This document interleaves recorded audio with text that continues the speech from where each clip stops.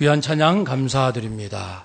우리 영원토록 변치 않는 사랑으로 우리를 지금도 사랑해 주시는 우리 하나님을 찬양합시다. 할렐루야. 아멘. 우리 서로 인사합시다. 주의 사랑으로 사랑합니다. 네. 저도 여러분을 사랑하며 축복합니다. 아멘. 사랑하는 여러분, 우리 지난 한 주간 어떻게 사셨습니까? 가정과 직장과 학교에서 열심히 사시고 많은 생각하면서 또 기도와 말씀으로 사신 줄로 믿습니다. 성경도 암송하시고 창세기도 읽으시고 이렇게 살아오셨지요? 네. 우리 지난주일 미래에 대해서 오늘도 미래가 주제가 되겠습니다. 그래서 하나님께서 이제 여러 미래에 대한 정확한 말씀도 해 주시고 때로는 이제 대략적으로 말씀해 주시고 어쨌든 사람들에게 알려주시는 일들을 해 오셨는데 지금 우리가 기억해야 할 것은 예수님의 재림이라는 겁니다. 예수님이 반드시 오신다. 이건 아주 정확한 미래의 모습이에요. 언제 오시느냐? 그리고 그 전에 재앙이 어떻게 언제 임할 것인가는 대략적으로 알려주셨어요. 징조로서 우리가 어떻게 하느냐와 상관관계가 있을 것 같습니다. 오늘은 개인의 미래입니다. 정말 하나님께서 내 인생의 미래에 개입하시는가라는 부분이죠. 하나님은 그 개인의 삶에 들어오실 때 항상 정확한 뜻과 의도를 갖고 오십니다. 무의미한 것은 하나도 없습니다. 창조로부터 이제 구원과 심판 그리고 마지막 다시 영원한 회복까지 하나님은 철저한 계획, 철저한 의지, 철저한 의미를 가지고 역사하시는 것을 볼 수가 있습니다. 욥은요, 오늘 주제가 욥인데 욥은 우리가 아는 것처럼 많은 고민 가운데 살았지요. 시련이 온 뒤로 내가 그렇게 크게 잘못한 것은 없는 것 같은데 왜 이렇게 힘든지 모르겠다. 그런 의구심을 가지고 애를 쓰는 모습을 계속적으로 볼 수가 있습니다. 그래서 욥의 친구들도 네가 잘못해서 그러니까 회개해라 라고만 얘기할 뿐이에요. 근데 그 의도는 비난과 정죄가 가깝습니다. 나중에 하나님께서 책망하신 거에 나옵니다. 진정한 위로와 도와주려는 마음이 아니에요. 그 의도 자체가 불순한 겁니다. 정죄하고 비판이 목적이었던 것 같아요. 욥은 더 괴롭죠. 그래서 오늘 엘리바스라는 친구가 세 번째 주고받고 하다가 세 번째 또 비난하니까 23장에서 욥이 대꾸를 합니다. 늘 대꾸했듯이 또 한 번 대꾸를 하는데 제가 새 번역으로 필요한 부분만 읽겠습니다. 1절에 보면 이제 욥이 대답합니다. 2절에서 욥이 오늘도 이렇게 처절하게 탄식할 수밖에 없다니 내가 받는 이 고통에는 아랑곳 없이 그분 즉 하나님이 무거운 손으로 여전히 나를 억누르시는구나 라고 탄식합니다. 7절 내게 아무런 잘못이 없으니 하나님께 떳떳하게 말씀드릴 수 있을 것이다. 내 말을 다 들으시고 나서는 단호하게 무죄를 선언하실 것이다. 틀림없어. 하나님은 나를 아무리 조사해 보셔도 욥은 잘못이 없다. 이렇게 말씀하실 것이다. 확신을 갖고 있어요. 10절 오늘 본문이죠. 역시 새 번역으로 하나님은 내가 발 한 번 옮기시는 것을 다 알고 계실 터이니 내가 어디를 가면 다 아시고 그러니 나를 시험해 보시면 내게 흠이 없다는 것을 아실 수 있으련마는 이제 단련한다는 것은 나를 시험에 테스트해 보시면은 내가 흠이 없다는 것을 아실 텐데 11절 내 발은 오직 그분의 발자취를 따르며 하나님이 정하신 길로만 성실하게 걸으며 그 길을 벗어나서 방황하지 않았건만 나는 분명히 말씀에만 순종했지 어긋난 삶을 내 살지 않았는데. 12절. 그분의 입술에서, 하나님의 입술에서 나오는 계명을 어긴 일이 없고 그분의 입에서 나오는 말씀을 늘 마음속 깊이 간직하였건만. 여전히 뭔가 답답한 걸 토로하는 거예요. 그러면서 조금 생각이 이제 달라지는 모습이 13절. 그러나 그분이, 하나님이 한 번 뜻을 정하시면 누가 그것을 돌이킬 수 있으랴. 한 번 하려고 하신 것은 반드시 이루고 마시는데. 그래서 하나님이 한 번 뜻을 정하시면 기억고 하시는 분인 것을 이제 고백합니다. 14절.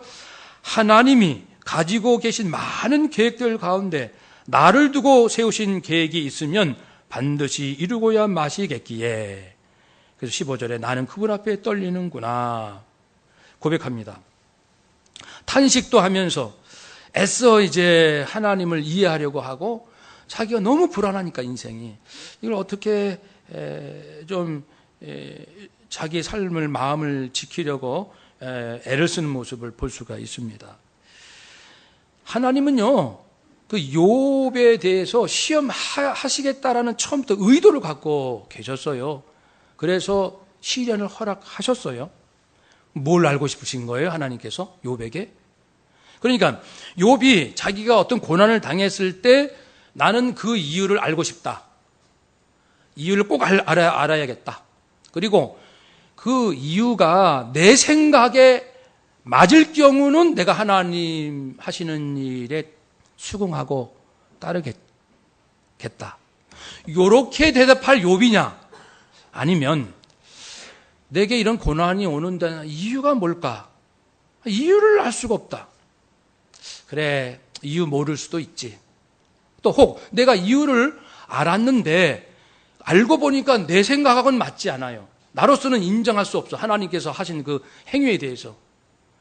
내 생각으로 이해할 수 없다고 할지라도 이유를 알 수 없고 이유를 알고서도 내 뜻에 맞지 않는다 할지라도 나는 하나님이 선하시기 때문에 그분의 하신 일은 불의하지 않다라고 믿습니다. 라고 말하는 욥이냐. 이 두 가지 욥을 놓고 하나님은 좀 알고 싶으시다. 그래서 시험하시겠다 그러셨어요. 오늘 주제에 맞춰서 이 미래, 욥의 미래를 생각해 봅시다. 욥 입장이 돼 보세요. 자녀들도 잘 크고 재산도 많고 믿음도 좋아요. 사람들한테 존경받고 하나님께도 인정을 직접 받을 정도예요. 그러면 내 인생 정말 최고야. 나같이 축복받은 사람 없을 거야. 아마 이렇게 내 나이가 비록 많아도 더 장수할 수 있을 것이고 내 재산이 더 많이 늘어날 수도 있고 자녀들이 잘 되고 믿음도 좋고 아마 굉장히 괜찮을 거다 이런 생각 하지 않겠어요? 그쯤 되면 그게 욥이 생각하고 마음에 그리는 자기의 미래입니다. 자신의 미래예요. 그런데 놀랍게도 하나님은 욥이 그리고 있는 자기의 미래에 들어오십니다. 개입하시는 거예요. 그래서 그 미래가 깨지게 만드시는 거죠. 그러니까 미래를 깨트리시는 거예요. 아니, 하나님이 심술구 주신 거 아닙니까? 하나님은 인격적인 분이세요. 그래서 인격적이신 하나님께서는 사람을 인격적으로 당연히 대하시죠. 그러나 우리가 기억할 것은 하나님의 어떤 우리를 인격적으로 대하시는 그 일보다 더 심오한 뜻이 계시면 인간, 사람을 그전에 대하듯 그렇게 대하지 아니하시고 무시하실 수 있다는 거예요. 내가 인격적으로 대접받는 것보다 더 중요한 뜻이 하나님께서 갖고 계신다면은 언제든지 내 의지를, 내 뜻을 무시하시고 하나님 뜻대로 하실 수 있다라는 것이죠. 그럼에도 불구하고 하나님은 결코 악하지 않다는 겁니다. 그러니까 내 자유의지와 내 인격을 내가 무시당한 듯한 이러한 하나님께서 행동을 하셔도 하나님은 불의하지 않고 결국은 나에게 유익이 되게 하시라는 거라는 거죠. 당장은 아니 왜 내 인격을 무시하시지? 아니 나를 이렇게 수치스럽게 만드시지? 아니 내가 그렇게 잘못이 없는데 왜 이렇게 잘못한 사람은 잘만 살더구만? 왜 나한테 이렇게 시련을 주시지? 막 풀리지 않는 것으로 화가 가득해도, 그래서 하나님이 나를 어떻게 보면 깡그리 나를 무시하고 함부로 하시는 것 같아도 궁극적으로 하나님께서 나에게 향하신 뜻은 선하시다는 그것을 우리가 깨달아야 합니다. 하나님은 욥이 그런 믿음이 있는가 없는가를 알고 싶으셨어요. 그래서 욥의 미래, 물론 현재 고통을 줬지요. 그런데 그 안에 현재 욥 안에 자기가 그리는 미래, 그 미래를 깨트린다는 의미에서는 욥의 미래에 개입하신 거예요. 우리도 내가 3년 후는 이렇게 될 거야. 5년 후, 10년 후는 우리 가정은 이렇게 되고 내 직장 생활은 이렇게 되고 이렇게 될 걸, 그렇게 생각을 하잖아요. 지금 현재 미래를 생각하잖아요. 근데 하나님께서는 현재 내게 개입하셔서 미래의 어떤 생각을 깨뜨리시니까 결국은 내 미래에 개입하시는 것으로도 우리가 말할 수 있습니다. 우리가 아는 아브람을 보세요. 아브라함 되기 전에 아브람. 갈대아 우루, 지금의 이란 지역, 갈대아 우루에서 우상 숭배하는 집안에서 살고 있었어요. 우리가 어릴 때도 뭐 곳곳에 무당집이 많았어요. 그렇죠? 점치는 집, 무당집이 얼마나 많은지 몰라요. 그래서 뭐 우리 아들을 무당 할머니한테 뭐 양자로 이렇게 적을 올리고 그러잖아요.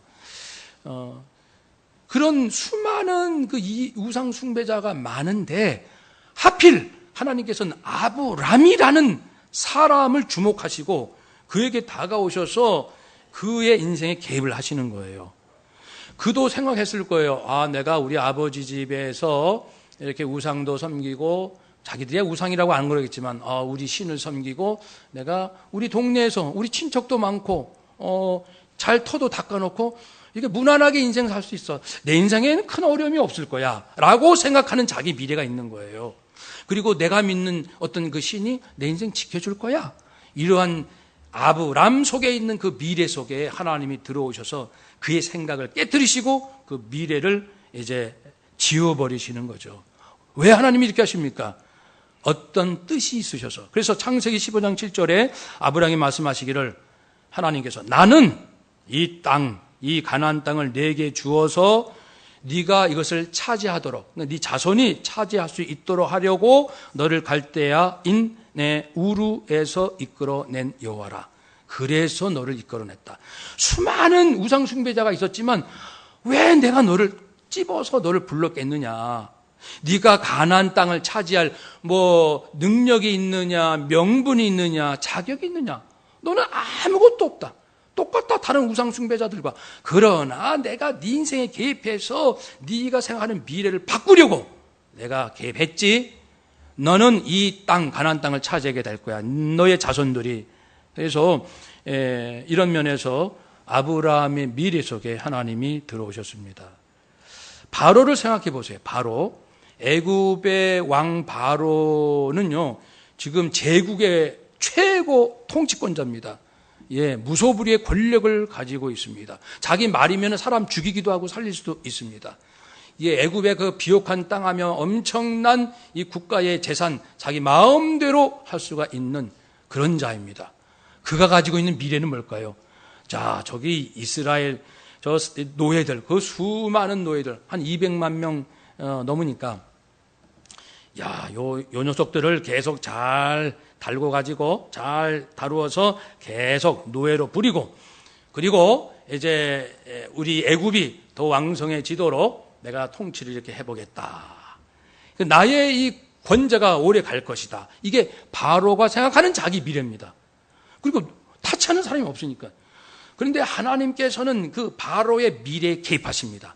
그가 꿈꾸고 그리고 있는 미래에 들어오시죠. 그래가지고 이제 괴로움을 당합니다. 모세가 딱 등장해서 계속 바로에게 왕이시여 이 노예 히브리족 민족을 내보내주세요.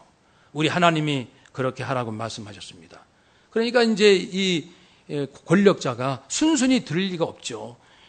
그러니까 안 듣죠. 그러면 하나님께서 재앙을 내리시면 겁이 나니까 들어줄게 했다가 재앙이 끝이면 내가 언제 그랬어? 또 그러는 거예요. 계속 10가지 재앙이 그거 아닙니까?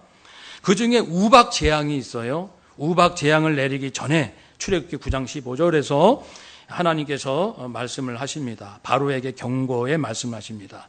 이제 세 번역으로 표현을 해보면 이렇게 됩니다. 하나님께서 바로에게 말씀합니다. 나는 진작 너를 제거할 수 있었다. 그러니까 바로 입장에서는 자기가 계속 앞날이 잘 되어 나갈 걸 꿈꾸지만 이미 하나님의 뜻에서는 진작 제거될 수 있었다. 너는 죽임을 당할 수 있었다. 그러니까 김정은이가 진작 제거될 수 있었다. 이렇게 적용이 되는 거예요. 하나님께서 내가 너를 진작 제거할 수 있었다. 그러면 왜 진작 제거하지 않고 이렇게 살려두셨을까요? 그러나 너를 살려둔 이유가 있었다. 너에게 내 능력을 보이고 네 눈에는 겁날 자가 없지. 아무도 없지. 네가 최고야. 그러나 너보다 더 높은 자가 있다는 것. 내 능력을 너에게 보이겠다. 온 세상에 너뿐 아니라 온 세상에 내 이름을 떨치게 하려는 것이다. 이런 목적을 내가 가지고 있기 때문에 진작 너를 제거할 수 있었으나 지금 놔둔 거야. 자, 그러니까 이제 우박 재앙이 내리기 전에 어떻게 내 백성을 보낼래 안 보낼래 이렇게 말씀하시거든요. 근데 보낼까요 안 보낼까요? 결국 또 안 보내요. 그래가지고 또 우박 재앙이 진짜 내리죠. 내리니까 또 보내겠다고 했는데 또 안 보내고. 여러분, 우리가 여기서 살짝 응용한다면 우리 남북한 북한의 정권을 하나님께서 김일성, 김정일, 김정은을 제거하지 못하시겠어요? 웬만한 그 나라의 그런 정보국에서도 얼마든지 이렇게 제거할 수 있는 그 기술도 많은데 하나님께서 뜻이 계신다고 우리는 생각해요. 왜 이렇게 한반도에 전세적으로 있지 않는 이러한 이해가 안 되는 일이 발생할까? 이렇게 김정은이가 핵을 계속 크게 마치 애굽의 바로 왕이 이제 포기할 만한데 더욱 이게 간이 분 사람처럼 말이죠. 재앙이 와도 더욱 이렇게 막판까지 가잖아요. 바로가. 김정을 보면서 마지막까지 가는구나. 하나님께서 진작 제거하실 수 있었겠죠.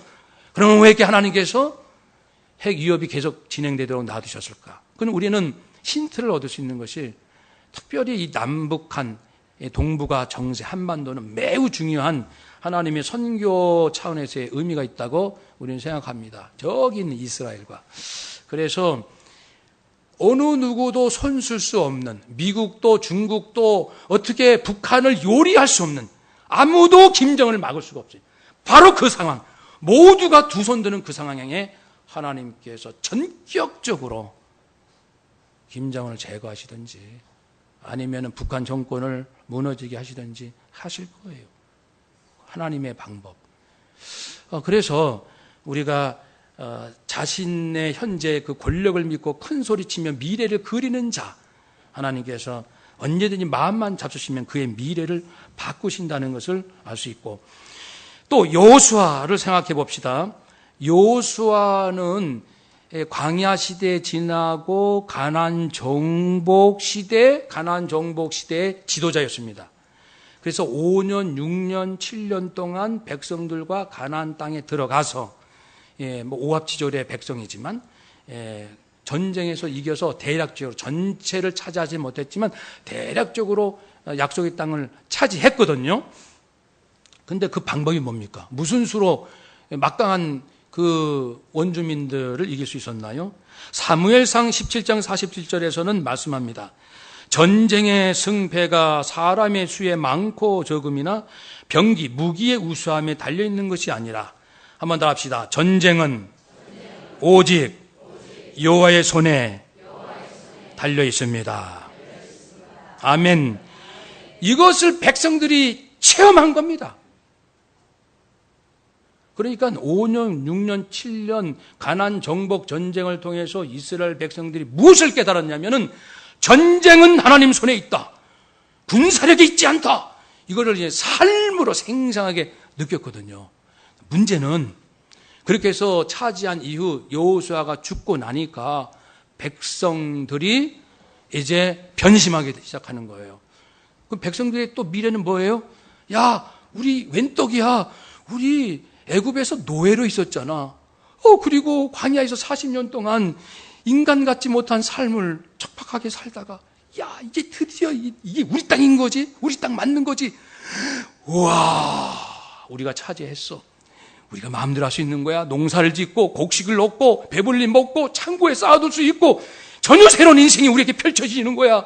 감격과 흥분 속에서 자기들의 미래를 펼쳐가는데 중요한 것은 하나님을 잊는 거예요. 하나님을 잊고 땅이 보이니까, 부동산이 보이니까 인생이 마음이 움직이는 거예요. 하나님을 잊어버리는 거죠. 하나님께서 개입하시는 거예요. 너희들이 그런 미래를 꿈꿔? 너희들이 그렇게 인생을 이해하고 있어? 너희들의 지나온 과거를 벌써 잊었느냐?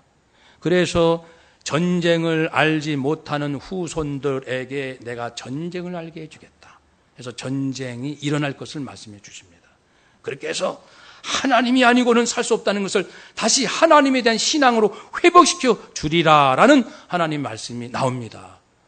하나님은요, 이렇게 쭉 보시다가 딱딱 개입하십니다. 개인의 인생에도, 국가의 그 운명에도 개입을 하시는 거예요. 사도 바울도 마찬가지입니다. 사도 바울도 그의 미래는 뭘까요?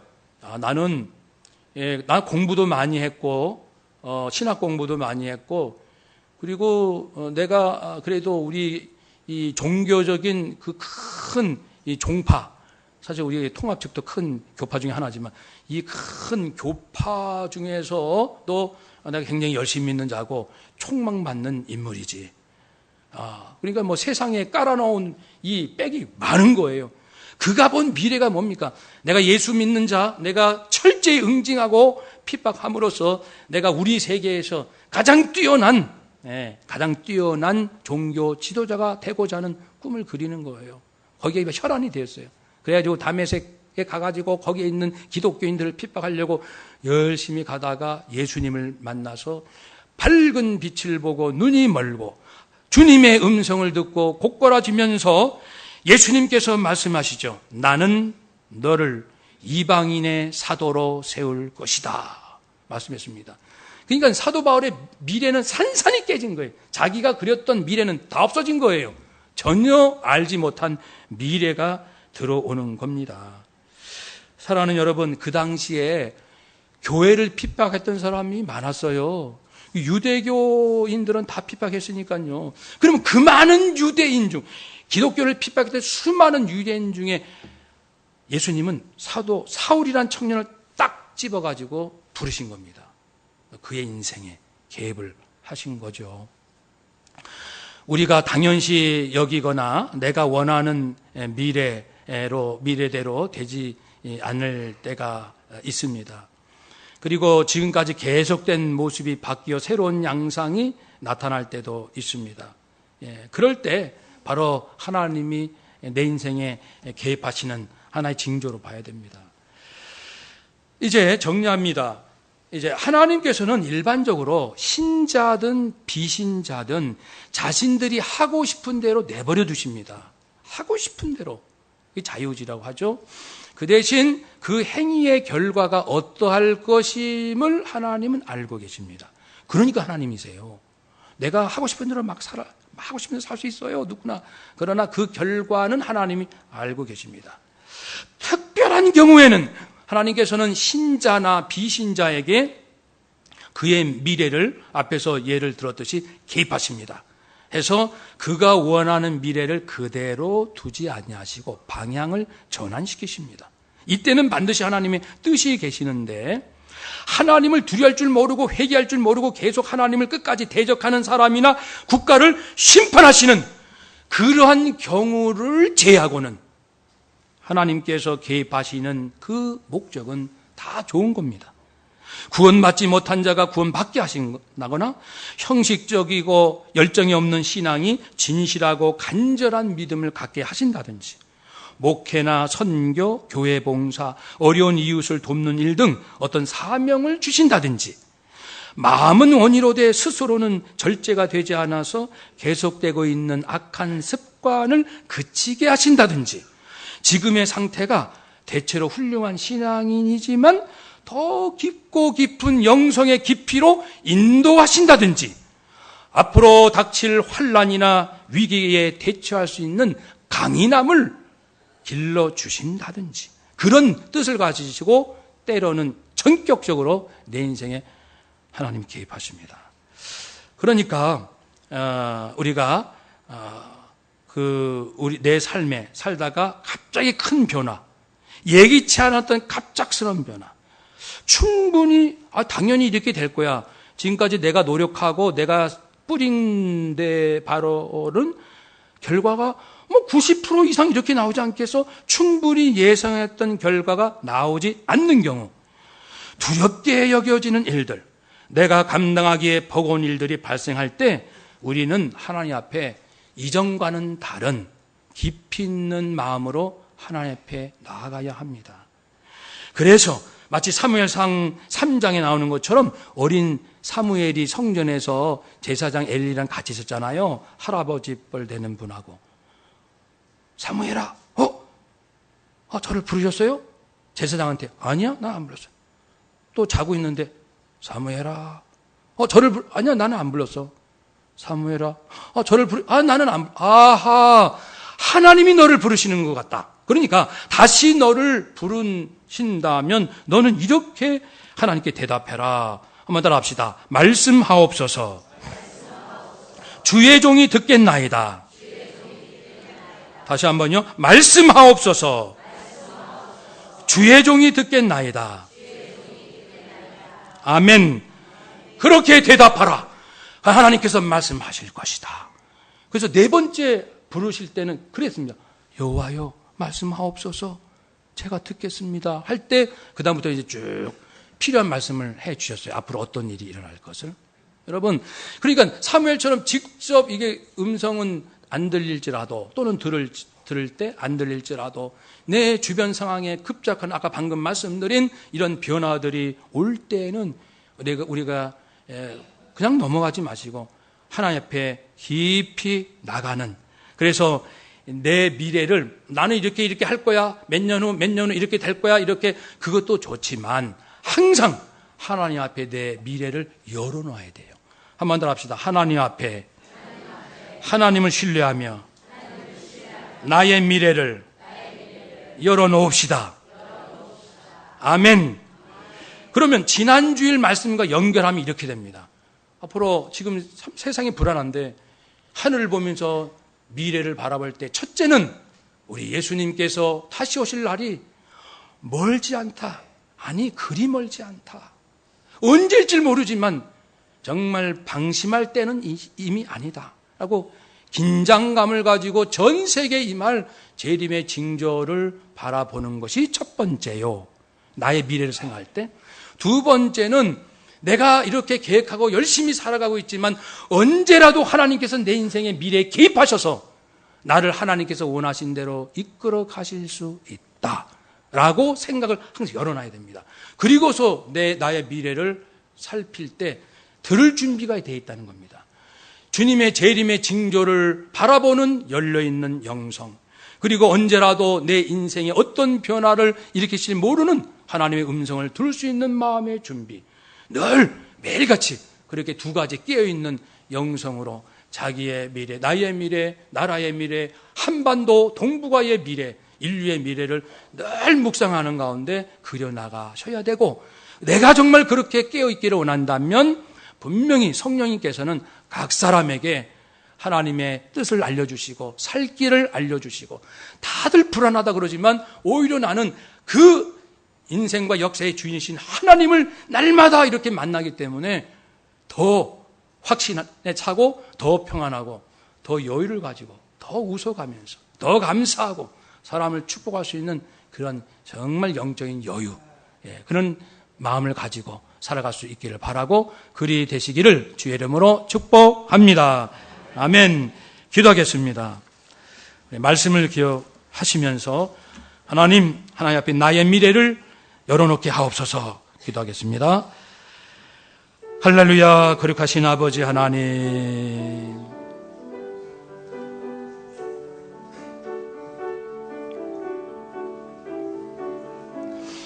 하나님 아버지, 하나님,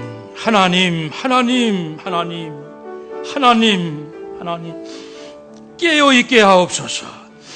주 앞에 나아가게 하옵소서. 주님의 마음을 알게 하시고 주의 말씀을 깨닫고 주의 음성에 귀를 기울이게 하옵소서.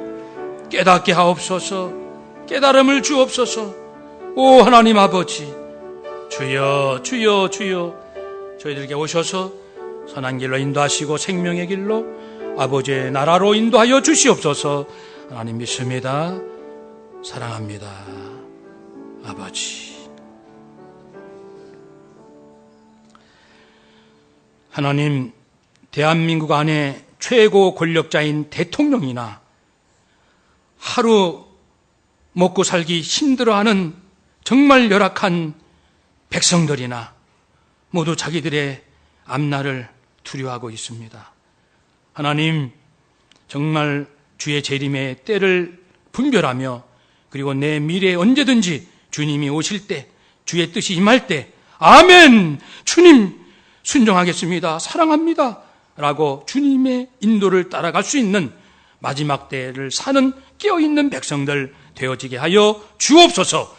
우리의 미래를, 나라의 미래를 하나님께 완전히 맡기옵고 예수님의 이름으로 기도하옵나이다. 아멘.